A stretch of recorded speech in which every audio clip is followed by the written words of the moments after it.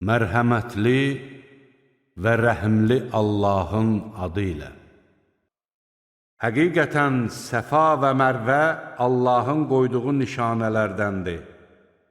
Kim müqəddəs evi həc və ya ümrə niyyəti ilə ziyarət edərsə, bunları təvaf etməsində ona heç bir günah olmaz.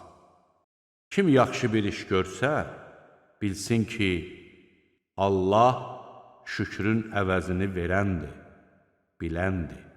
Kitabda insanlara bəyan etdiyimiz açıq-aydın dəlilləri və doğru yol göstərən ayələri nazil etdikdən sonra, onları gizli saxlayanlara həm Allah lənət edir, həm də lənət edə bilənlər lənət oxuyurlar.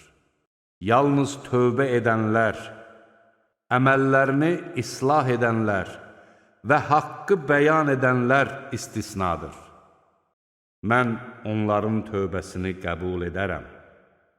Mən tövbələri qəbul edənəm, rəhimliyəm. Kafir olub, kafir kimi də ölənlərə Allahın, mələklərin və bütün insanların lənəti olsun.